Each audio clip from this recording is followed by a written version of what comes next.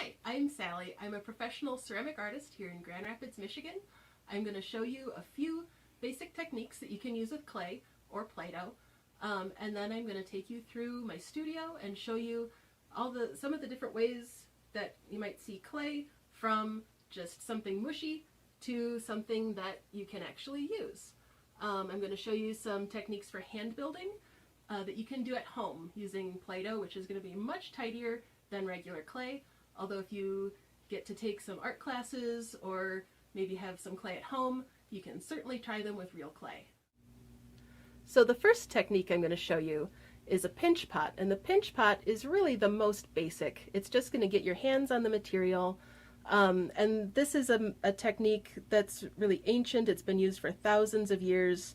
It's the most basic technique for making pots and making things that you could store food in or drink a soup out of, or just to keep your things contained. And so you're going to start by making a nice ball of clay or Play-Doh, and you push your thumb in and just do a little pinching as you turn the material in your hand. And you can make it a little rounder, you can make it taller, you can make it flatter, and it just depends on how much pressure and where you can make if you push more at the bottom, you can make it a little rounder. If you pinch more at the top, you can make it wider and flatter. So here's one that's very basic, and it has a little texture on it, and it's glazed so it'll hold things inside, and it's a very simple, very easy technique. It's great for making simple shapes and just learning your material.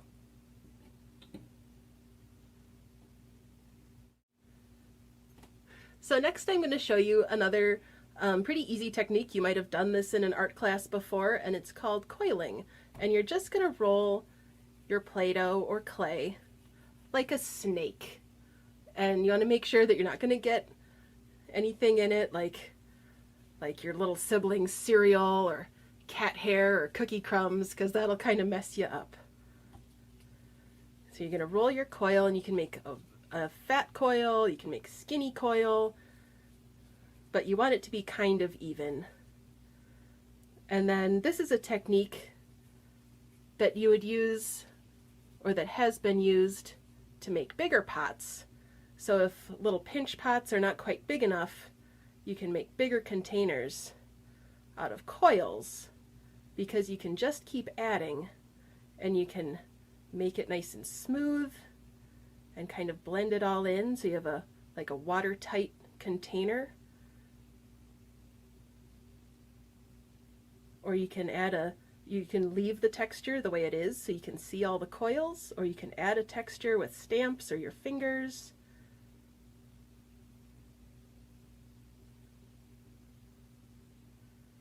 You could add some little patterns with things that you find.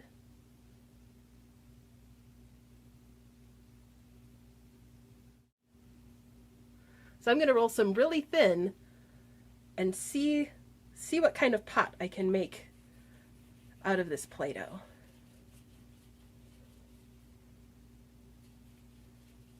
This isn't your normal medium. No.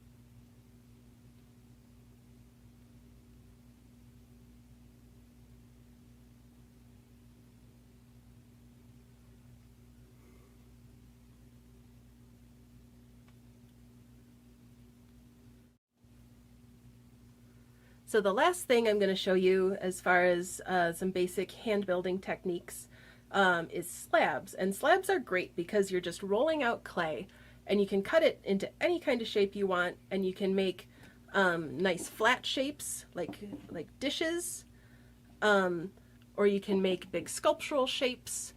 You can make weird geometric shapes, and it's all going to kind of stay together in either flat shapes or curves, however you decide to make your piece. But we're just going to show you how to roll things out, and you can use either a little tool for rolling things out, or you could use like a can or a bottle or something that's just going to give you a nice flat piece of Play-Doh or clay, or you can use your fingers and kind of pinch it into a flat shape. And you can add textures using stamps or things that you find outside like leaves. You can use your fingers to add different patterns and shapes to things.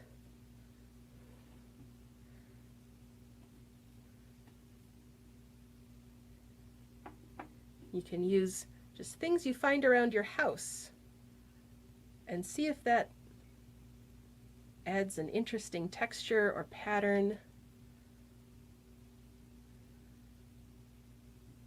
There are all kinds of things that you can find and do things with.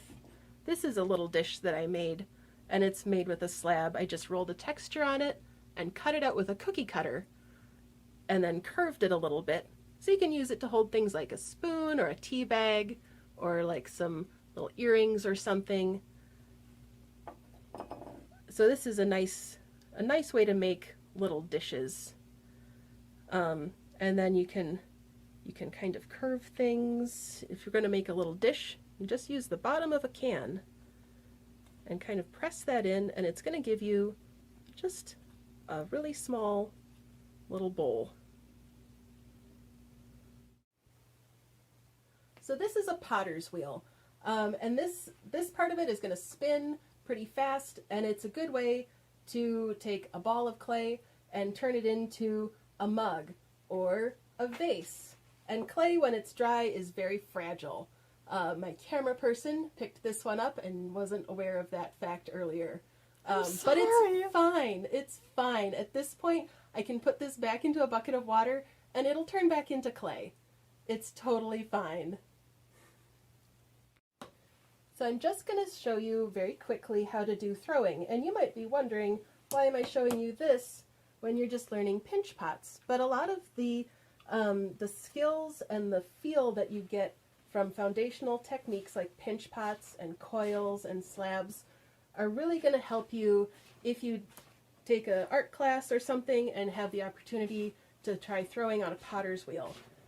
Because when you're making pinch pots and you're doing this motion with your fingers, and when you're throwing, you're making your clay thinner with pressure this way. So you're learning how thick the walls are and how the clay feels or how your Play-Doh feels.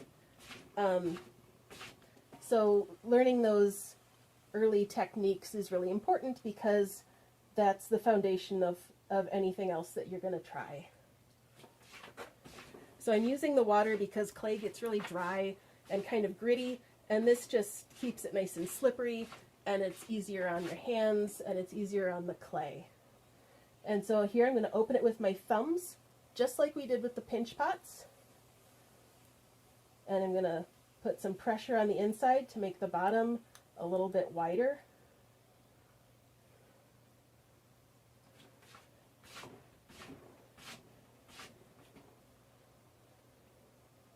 And now I'm going to use my fingers and put some pressure on both sides, just like with the pinch pots.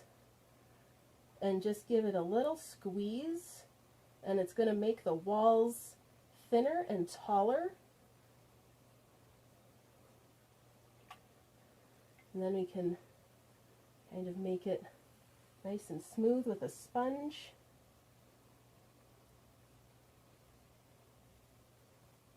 And just like with the pinch pots, if I put more pressure on the inside, it's going to make it wider, more of a bowl shape.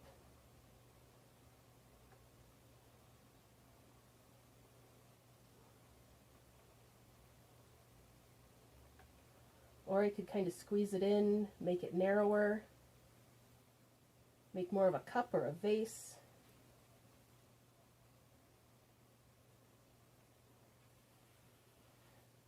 So it's important to learn those first techniques that might seem really easy, like pinch pots and coil pots. But that's really going to help you if you decide that you want to do more with clay.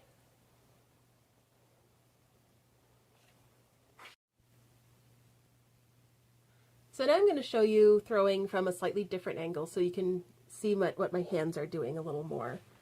So this is called centering, and it's just getting the clay right in the center of the wheel so it doesn't pull off center and get all weird and lumpy.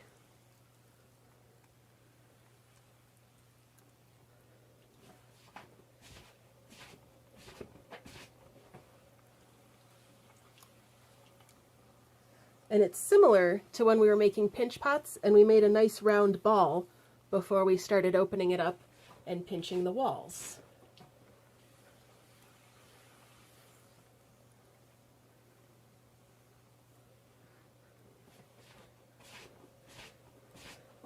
So just like with pinch pots, I'm going to slowly open it just by pushing my thumbs in and squeezing a little bit.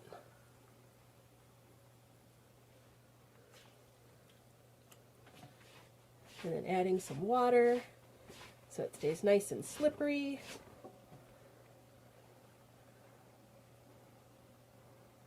And then it's kind of like pinching because I'm putting a little bit of pressure on the outside and a little bit of pressure on the inside and making that wall a nice even thickness.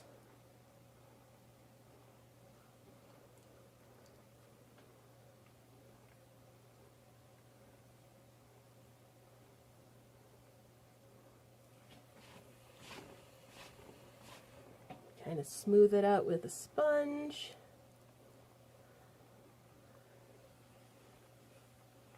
And then, see, I'm going to put some more pressure on the inside, and it's going to make it wider, more of a bowl, and less of a cup.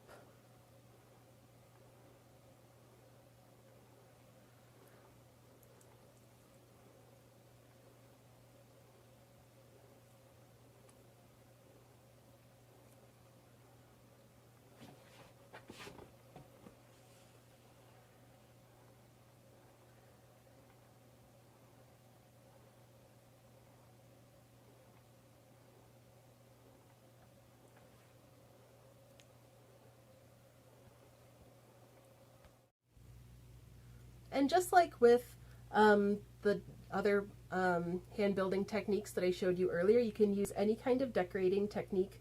You can just add some little patterns and just play around with different tools or things that you find around your house or outside, and just try some different things and see if you find something that's interesting to you. Try some different patterns, or there's lots of like stamps and tools that you can buy. But I kind of like finding my own things. It's just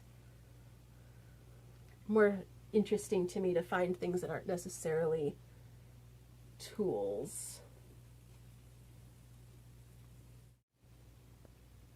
So your Play-Doh isn't going to be exactly like clay, but you can try out the techniques, and maybe you can try some real clay someday, and you'll already know some basics, and you'll have some great ideas, and you can make something that you can keep forever. So the last thing I'm going to show you is the way that clay changes until it's finished. So right now this is just our regular clay, and it's really similar to the Play-Doh that you've been using. It's really soft, you can mold it, you can mush it up, and then once we've made something that we want to keep, we're going to let it dry.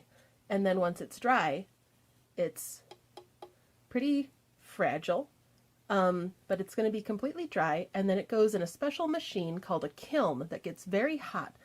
And then when it comes out of the kiln the first time, it's a little more durable, and it's not going to break quite as easily because all of the water has been fired out of it. After that, it's going to get dipped into a mix of chemicals called glaze. And then it's going to go back in the kiln again. And then when it comes out, it's going to be the finished piece. So the glaze is going to get nice and shiny and change colors. If you've done something with texture, it's going to show that texture really well. Here's a piece that's made out of slab, and it shows like the nice textures. And glaze comes in all kinds of textures. It'll be shiny, more shiny or less shiny. Here's another pinch pot that has a leaf on the back. So all those things are gonna change every time you fire the piece. And here's a piece that I made in a beginning pottery class. And it's just another pinch pot, but I've pinched it so it looks kind of different. It's going to have more textures, all kinds of designs that you can make just using your hands.